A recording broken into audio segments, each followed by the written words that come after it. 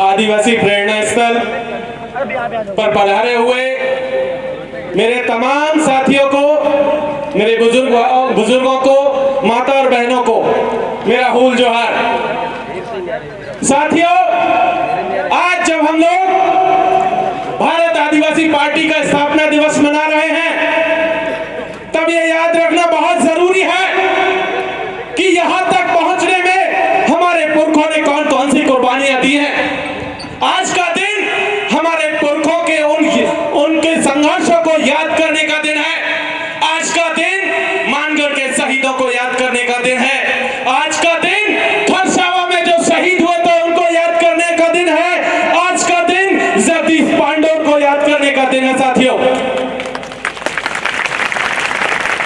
ये याद रखना होगा कि आदिवासियों ने यहां तक पहुंचने के लिए कितनी कुर्बानियां दी हैं, और उन कुर्बानियों के बाद जब आज हम लोग यहां पर अपनी एक पार्टी बना करके खड़े हुए हैं, सिर्फ ये पार्टी नहीं है, ये एक आंदोलन है जो इस देश के 13 करोड़ आदिवासियों की तरफ से छेड़ा हुआ है। ये आंदोलन सिर्फ इतना नहीं है कि हम कुछ विधायक, कुछ सांसद जयपुर और जो है दिल्ली में भेज देंगे या भोपाल भेज देंगे या जो है अहमदाबाद और बॉम्बे की विधानसभाओं में भेज देंगे। ये आंदोलन याद रखने का दिन है कि हमारे पुरखों का जो सपना था, हमारे आदिवासियों ने जो सपना आज की तारीख में देखा हुआ है, उस सपने को पूरा करने का आंदोलन है। साथियों, आज आप तमाम लोगों को बहुत बहुत बधाई कि आपने अपनी खुद की पार्टी बनाई है और इस देश के 13 करोड़ आदिवासियों को बीजेपी और कांग्रेस से मुक्ति दिलाई है। इसलिए एक बार जोरदार तालियां आप सबके लिए। साथियों, एक चीज आज तक हम देखते आए हैं कि इस देश में लगातार जो स्थापित पार्टियां रही हैं, चाहे बीजेपी हो चाहे कांग्रेस हो, पिछले 75 सालों में हमने देखा है कि इस देश का संविधान आज की तारीख में उन्होंने संकट में ला करके खड़ा कर दिया है। हम देख रहे हैं कि इस देश का लोकतंत्र पूरी तरीके से खतरे में आ चुका है।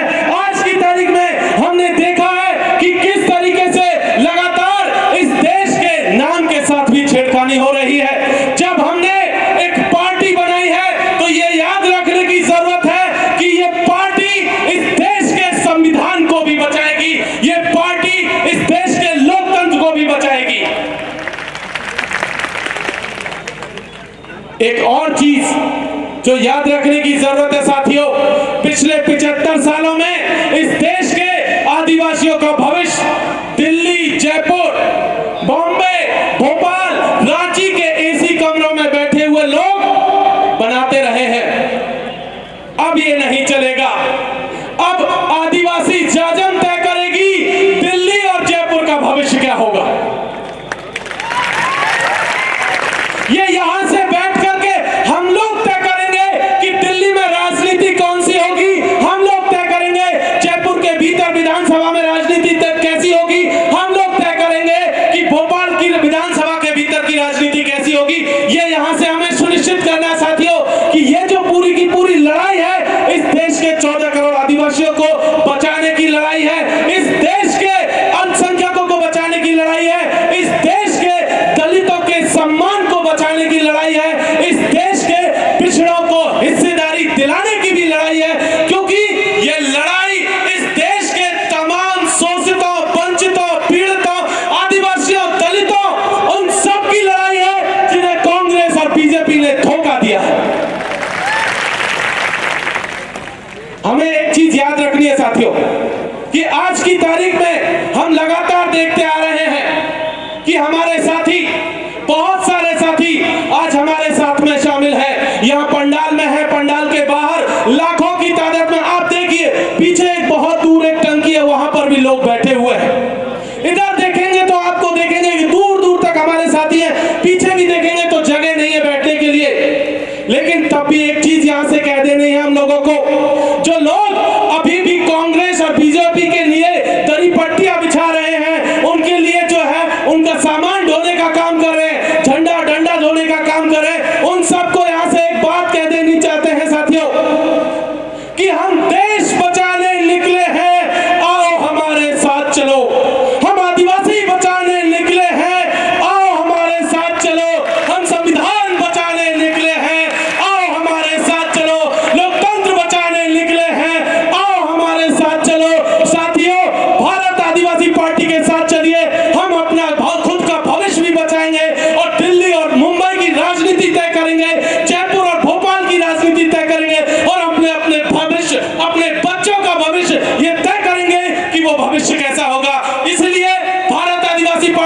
जुड़िए